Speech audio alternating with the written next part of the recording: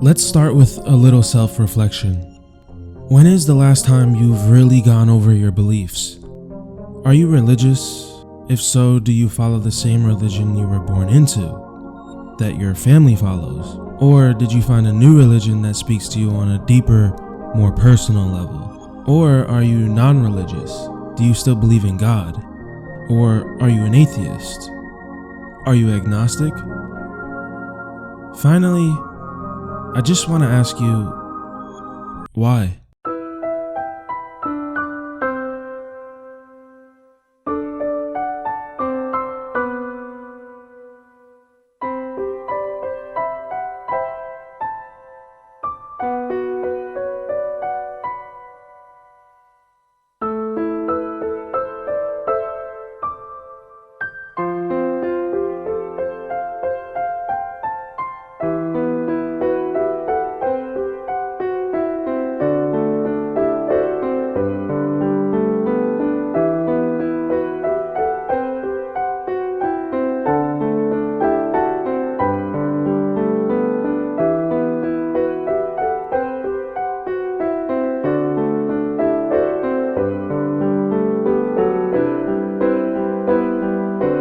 There's very few things in my life that I so adamantly adore like Final Fantasy, specifically Final Fantasy 4 through 10. Every time I replay one of these games, I'm blown away by the music, specific progression systems, and characters. Even all the way back in 1991, Square was giving us emotional one-on-one moments with characters, allowing us to feel like they were real people with real issues. I'm a diehard JRPG fan, having beaten a huge list of them, but I'm still surprised how ahead of the curve these older games are even when compared to newer JRPGs. I'm happy to admit again that I'm a total simp for 1990s Square. I even think the first year or two of the 2000s weren't too bad for them. But I look at games like Kingdom Hearts as a huge turning point for the company. By the time Kingdom Hearts released, Yoshinori Kitase took on more of a production role and stopped directing games.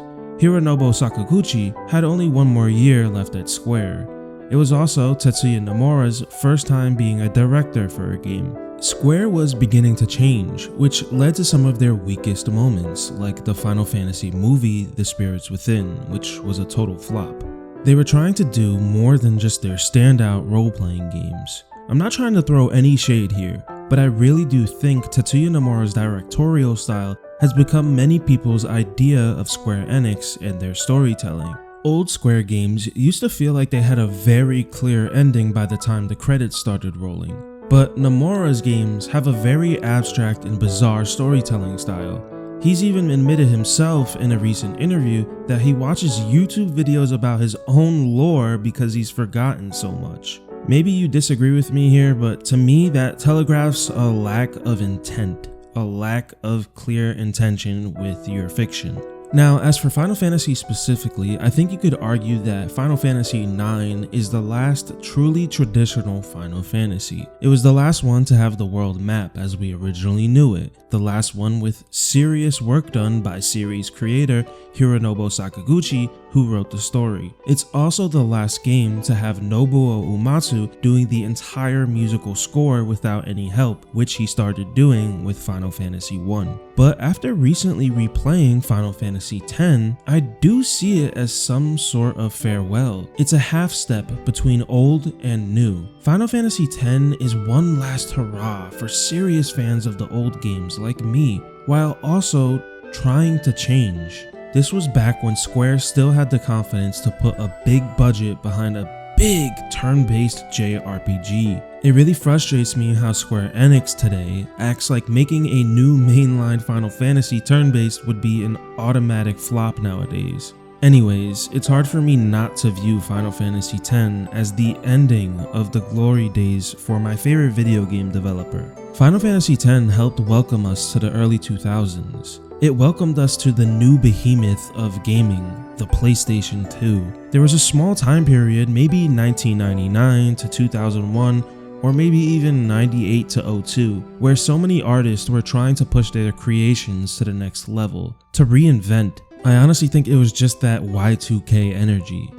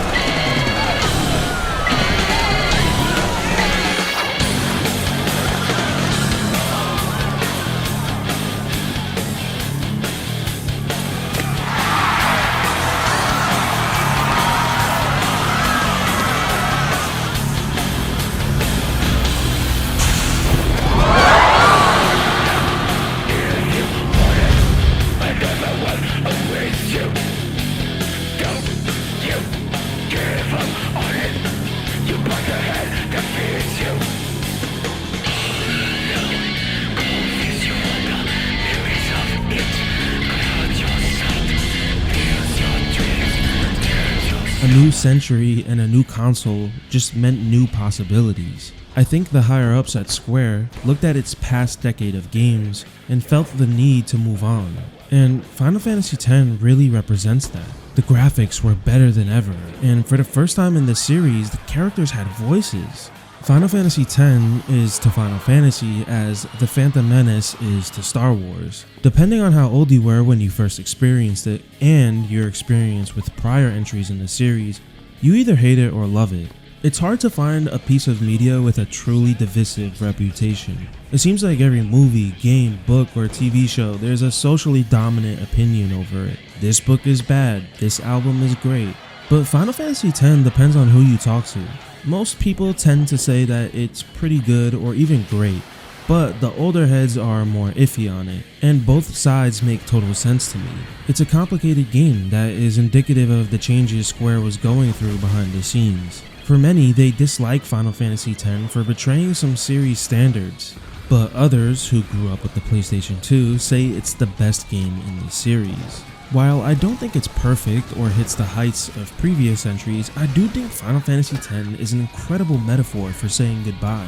We were saying goodbye to the golden age of JRPGs, provided to us by many others than just Square. We were saying goodbye to the 1990s. Sakaguchi would soon say goodbye to Square. Not only that, but the characters in this game say goodbye to almost everything they believe in. This game is a statement on religion, a statement on free will, a statement on what it means to forge your own beliefs. It's also kind of an isekai before isekais were oversaturated. We follow Tidus, a minor sports celebrity who's been whisked away to another world. Alongside him, we learn about the Church of Yevon and befriend many of its followers. And by the end of the game, we are responsible for the church's downfall. We see people who are devout in the beginning go to resenting the church. There's something creepily poetic about the time this game came out. While it was happening for decades prior, the 1990s and the early 2000s is when the horrifying secrets of the Catholic Church were all over mainstream media.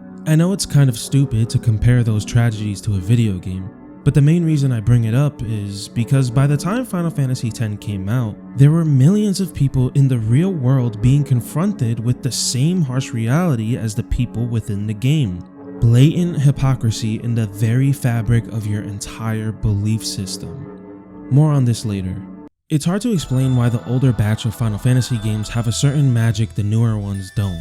People just chalk it up to nostalgia.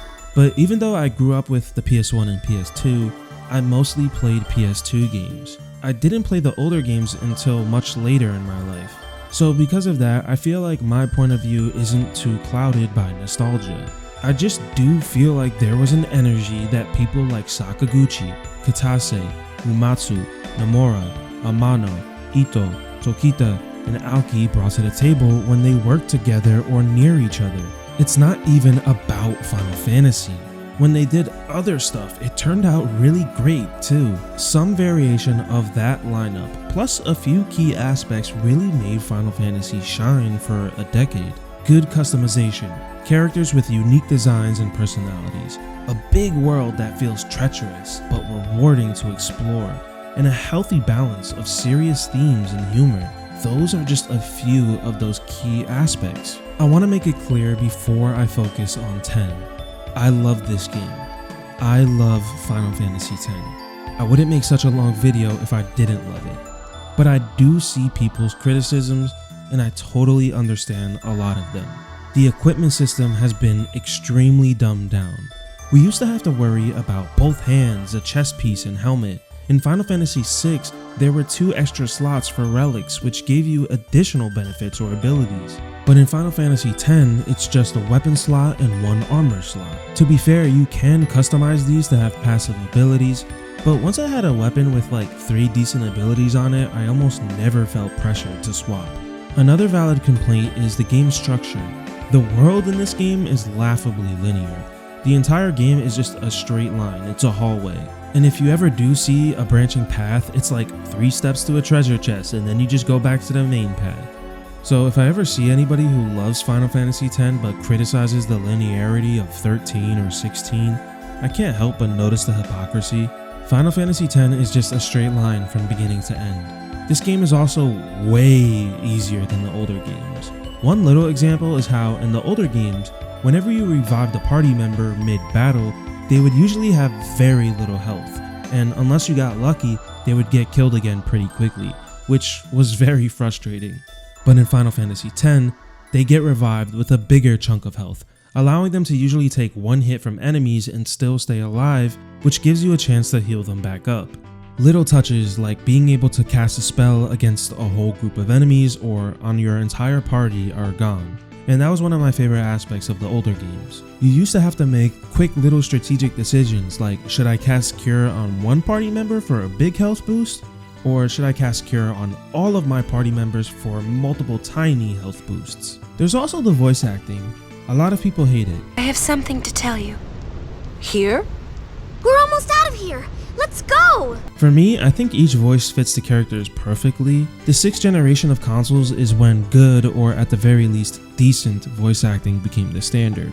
But sometimes the voice directing can be a little weird. I wanted to see Yuna's statue too, but I wanted to see it with Yuna by my side. A lot of people say they don't like the characters in 10. But I honestly wonder if you just swapped Final Fantasy 9 and 10 in terms of release order, what would people say then? Like if 10 was the last game on the PS1 and it didn't have voice acting, would people still hate Tidus? If Final Fantasy 9 was on the PS2 and the first one with voice acting, people would probably hate Zidane instead. Their personalities aren't that different. Those are just a few examples of why this game is criticized when compared to the older games. So I understand if a fan of the series isn't crazy about 10. There's also just a few little things that irk me. I like being able to open a menu and instantly see the beautiful character portraits. It makes the menus feel a little bit more personal. I hate that they followed Final Fantasy VIII and hid the portraits behind another click. It's so dumb. This is also the first game in the series where Uematsu did not compose every song. He did roughly half. Some of the non-Uematsu songs are pretty good. They have a more ambient and chill feeling to them, which I love.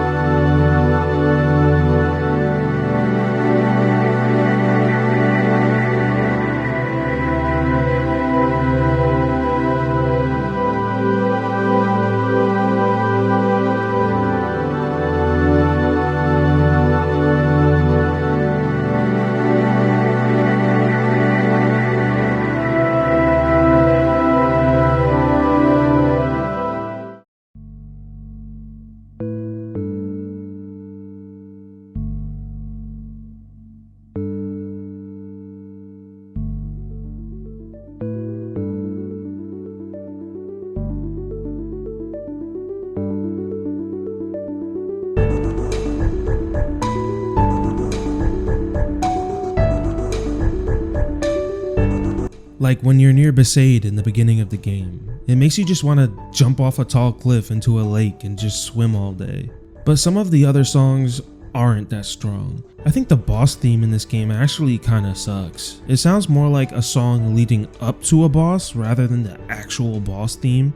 Like here, listen to the boss theme in 10.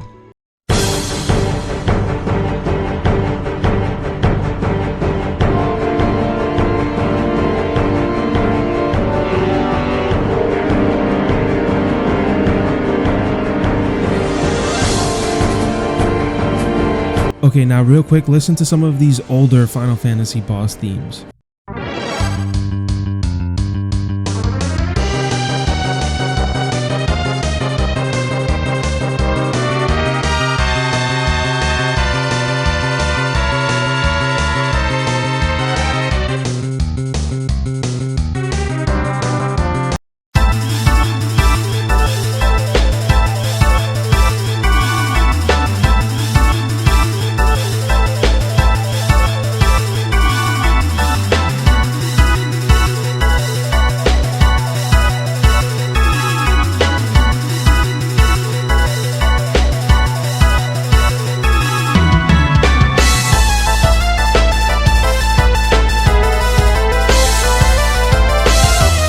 There's a huge difference. Nobuo Uematsu is a god.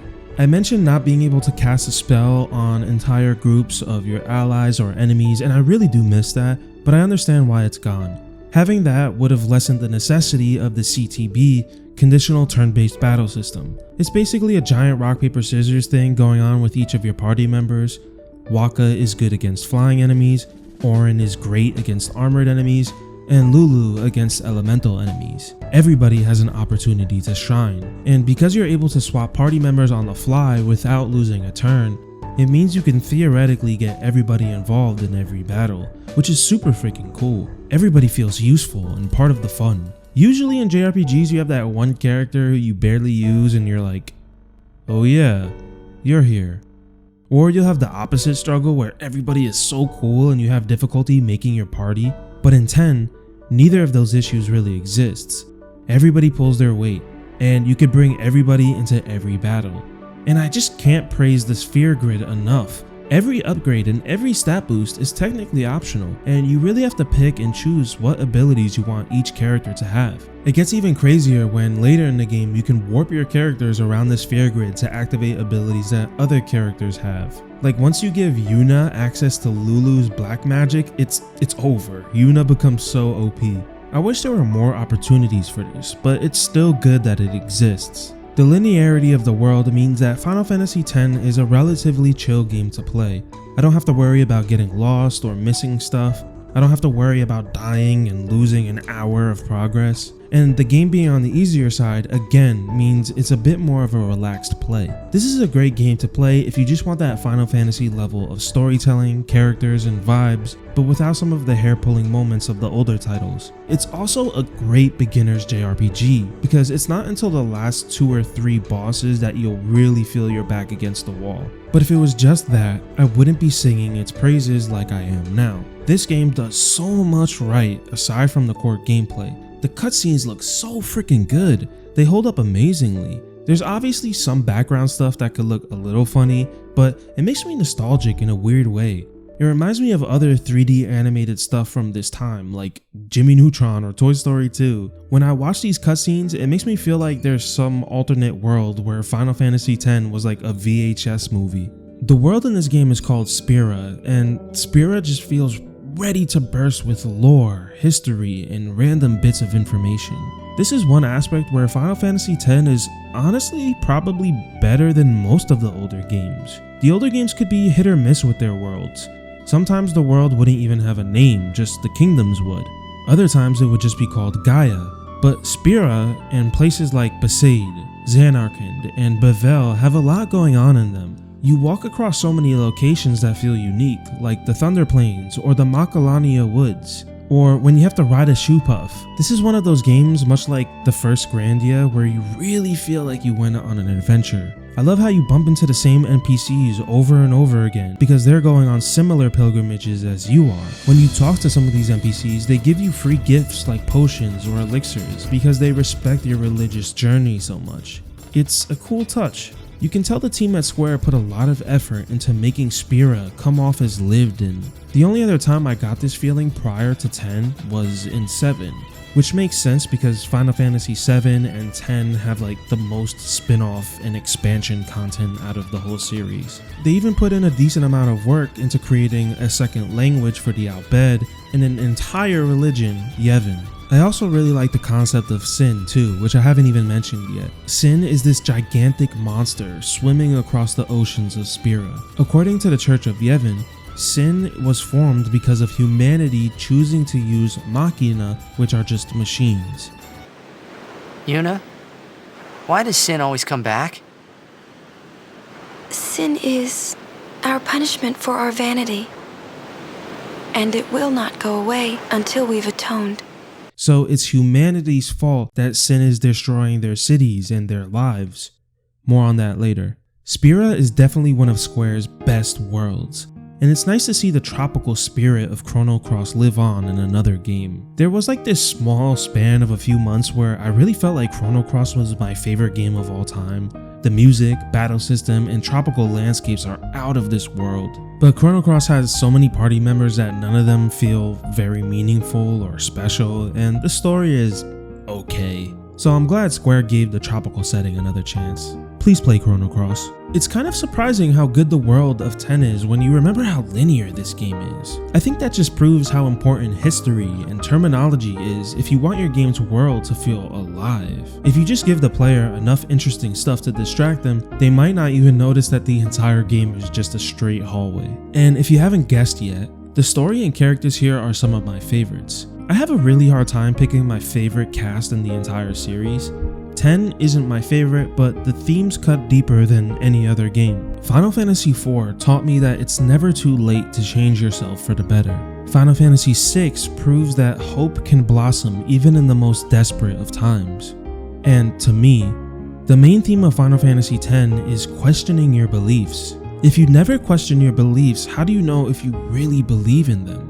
If you never question your beliefs, would you be prepared if all of your beliefs were challenged or broken? This game is all about religion, faith, and what happens when your faith is shattered. Despite what Tidus says multiple times in this game, Listen to my story. Yuna is the centerpiece of this entire story, and I think she's by far the most compelling leading lady of the entire series. She's a truly tragic character. Think about it from her perspective. She was born and raised into the religion of Yevon. She lost her father, Lord Braska, at a very young age. Because Braska was the last summoner to temporarily defeat Sin, Yuna probably felt a lot of pressure to follow in his footsteps. Despite her two best friends, Lulu and Waka, telling her not to, she became a summoner and signed up for the pilgrimage, ready to die. But of course, as fate would have it, the night before she leaves for her pilgrimage, she meets a foreign pretty boy with a funny sense of humor. And since Tidus is traveling with Waka for Blitzball in the beginning of the game, the two of them have a chance to get to know each other. Tidus quickly makes her smile, makes her laugh. Two priceless experiences on such a somber journey. Yuna even says herself that she wanted her journey to be filled with laughter and smiles, and Tidus brings that to the table more than anybody else. Whenever I hear somebody complain about Tidus, I feel like they miss the entire point of his character. Tidus is the one little ray of light on such a dark journey. They say Seymour went to Macarena Temple. Macalania Temple. Alright. Imagine this game without him. It'd be even more depressing. And because we hear a lot from Tidus' inner monologue throughout the game, we can tell that deep down, he isn't the goofy clown that he tries to appear as.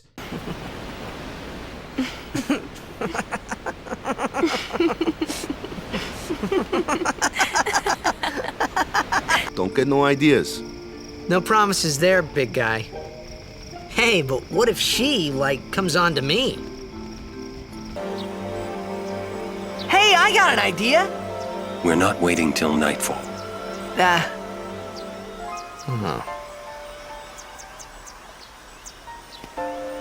Then, once we beat Sin, we're coming back. My thoughts, they kept floating up and then slipping through my fingers. Slipping away before I could pin them down with words. I wished there would never be a next time. No more people being killed by Sin. No more sendings for Yuna. Everyone stood there watching her.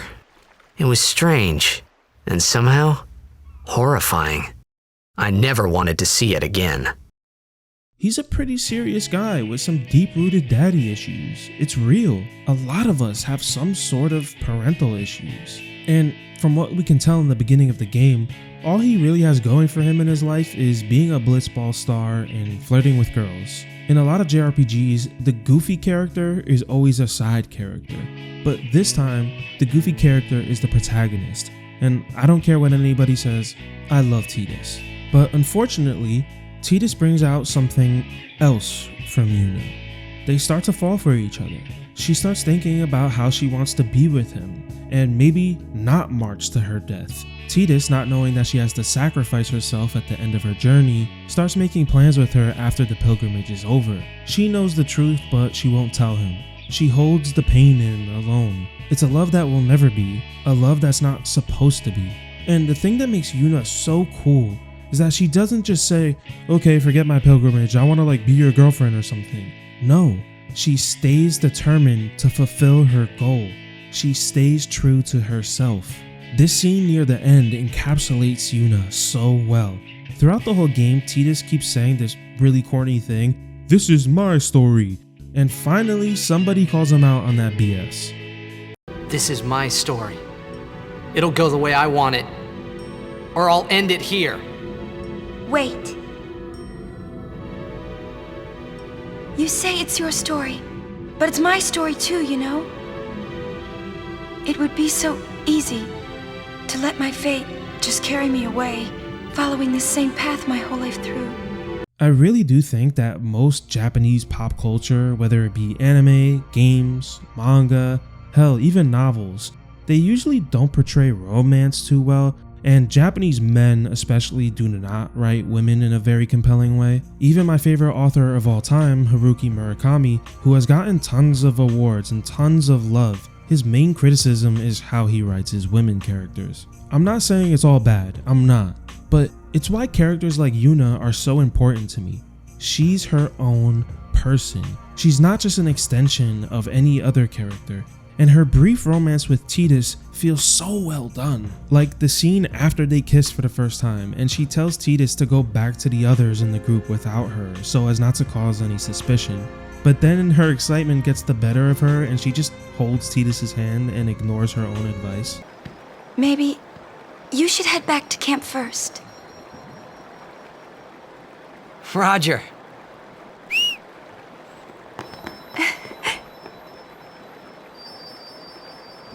Wait, I'll go with you.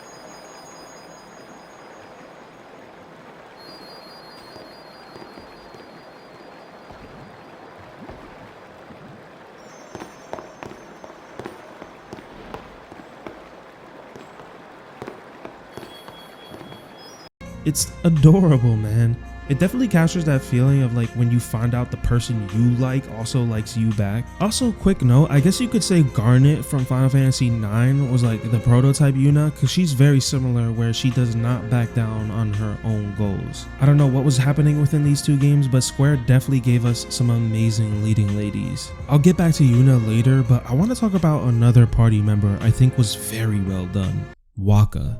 In the first hour of Final Fantasy X, the game throws us into a foreign world that feels cold and scary. We have these strangers barking orders at us and threatening us. Tidus just wants to go home. But finally, after a long stretch, we wash up on a beach and meet Wakka, who instantly forms a brother-like bond with Tidus. He even says that Tidus reminds him of Chapu, Wakka's brother who died somewhat recently. Wakka even gives Tidus his first sword, which was his brother's.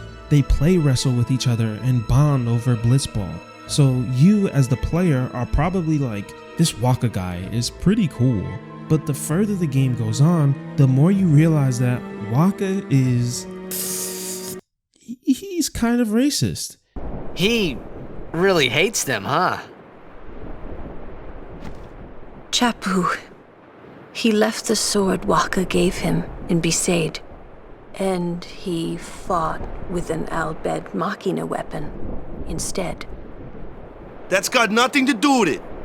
I just hate these sacrilegious contraptions. So the Al-Bhed are behind that. Those sandblasted grease monkeys. I mean, getting angry just because you found out Riku's an Al-Bhed. You guys got along fine till now, didn't you? That's different. I mean, don't you see? I've always walked the path of Yevon. But now, I'm a traitor. How could this happen? Damn! It's not Riku's fault either. Huh? You don't know how I feel. He's prejudiced against the Al-Bhed because they use Machina, which is forbidden in the Church of Yevon, which Wakka and most of the cast follow. So now you're in this weird position where you're kind of like, damn, he's my bro, but he's also kind of racist. And that's painfully realistic. Everybody has that one family member or friend or coworker that believes something politically or spiritually that you think is absolutely crazy, and it's up to you whether or not you're going to keep that bond. I also kind of feel bad for Wakka because out of the whole crew, other than Yuna, he's probably the most religious, and multiple times in the game, his religious beliefs are questioned or even proven false to his very face. And you can tell it's really starting to affect him. And when you start working with Riku and Al Bhed, Wakka has to confront and question his own prejudice. There's this scene in the middle of the game where Maester Seymour approves the use of Machina, which Wakka is blown away by because again, it's against their religion. And Maester Seymour says to just ignore it. It's a painful reminder that oftentimes, the people in power don't even follow their own rules. They just want to retain their power. And lastly, I really love Auron. I love how his whole involvement in this journey is watching over the children of his two close friends. I love characters who are haunted by the past and try to make sure it isn't repeated. His character design and voice actor are perfect. He has so much respect all over the world of Spira that everybody calls him Sir Auron. The second that he joins Yuna's pilgrimage, he's basically the leader, and he's mostly quiet and he just observes. But when he speaks, he usually has something incredibly important to say, like shedding some light for Tidus on what his father, Jecht, was really like. So yeah, Yuna, Tidus, Wakka, and Auron are all really well done in terms of story. The rest are okay. The character designs are all awesome. I'm glad there's not like that one goofy character that a lot of JRPGs have. Riku I have a soft spot for because I just love the Yuffie style girls of just being silly and free-spirited. She's got an interesting backstory, like being Yuna's cousin and being really proficient at using Machina. Tara Strong also just did an incredible job as always. She really gave this character a lot of pep. Riku also clearly has a thing for Tidus, which is pretty funny to watch play out. And Lulu, well, she's just the same as always. She's so together. All grown up, I guess. I guess. Well, just give me 5 or 6 more years. Kimahri is the stoic Ranzo warrior who is even quieter than Auron. Again, he has an interesting backstory. Even though he's huge when compared to humans, he's small for a Ranzo, and he's been bullied in the past for it. He even had his signature horn broken off by his bullies. The last is Lulu. I'm kinda sad we don't get more backstory for Lulu.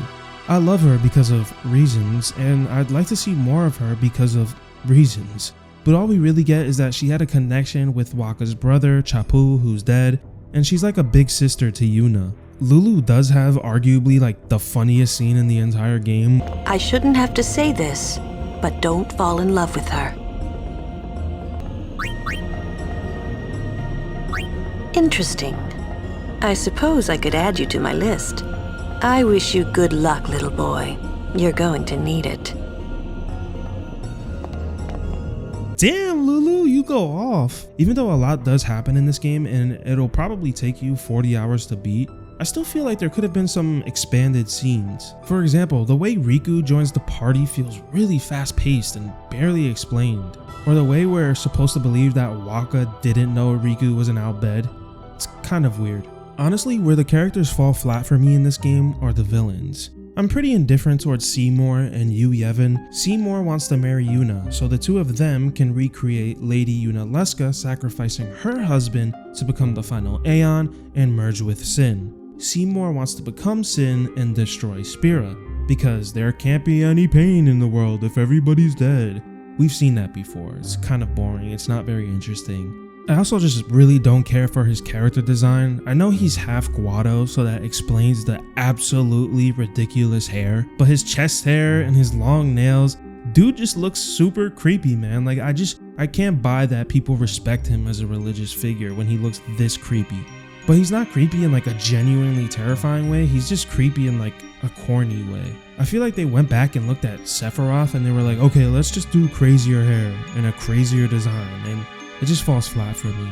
Yu Yevon is the other villain, and he's a lot more abstract since you never actually meet or speak with him throughout the entire game, so he falls flat for me too. Not having a standout villain in this game kinda sucks, but it doesn't really affect me too much, because for me, villains always just represent the end goal, and it's more about the journey and the party bonding with each other throughout the journey than just the end goal. It doesn't ruin the vibe of Final Fantasy X, which is a group of friends marching towards the saddest day of their lives. I guess you could argue that Sin is the main villain, but that's also another pet peeve I have with the story. It's kind of weird how we just keep bumping into Sin. If he's supposed to torment the entire planet, wouldn't he ever be busy on the other side of the planet? Or is the insinuation that Sin is following Tidus because his father Jekt is controlling Sin? Okay, let's get back to Yuna real quick. Before we get into this next part, I just want to clarify that anything I say is not meant to be disrespectful. I absolutely respect religion and religious people. I'm just going to be telling my story with religion and my feelings. Yuna says later in the game that she doesn't even know anything besides the teachings of Yevon, and that she's basically useless outside of Yevon. Her entire self-worth and identity comes from her religion. And you know what? I know people like that. I know people in real life who have religion and faith as their main focus. And if you ask them to tell you something about themselves, they pause trying to think of an answer. There's this scene in the middle of the game where Tidus talks to Yuna about one of the fundamental beliefs of Yevon, and he asks a very normal question. He asks, why? It's one of my favorite scenes in the entire game. Do me a favor, when you watch this scene, imagine yourself as Tidus, and imagine Yuna as that one family member or friend you know who's stubborn about their beliefs. What did we do that was so bad in the first place? Ah, was it using lots of machina or something? Oh, wait, was that such a bad thing, really? It's funny. Ever since I was young, I never questioned it. But now that you ask me if it is that bad or not, I don't know. There are so many things I don't know. Well, then we're the same.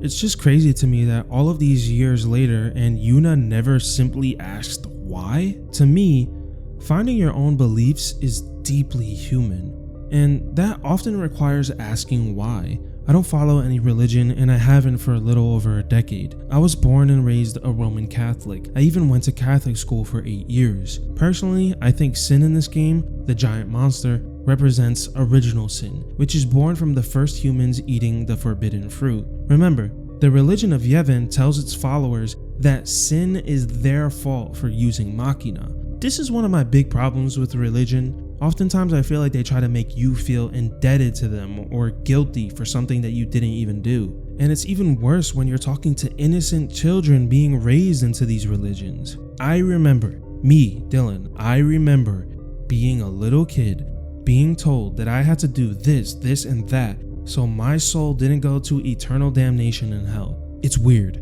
It's weird to say that to an innocent child. As I mentioned very early in this video, around the time Final Fantasy X came out, the Catholic Church was under extreme scrutiny for its exposed decades of crimes. I remember my dad telling me that my grandmother was absolutely crushed when it was all revealed. Look at it from her perspective. She was raised Catholic since the freaking 1930s, and 70 years later, she found out that the people teaching her religion were doing the most heinous crimes imaginable.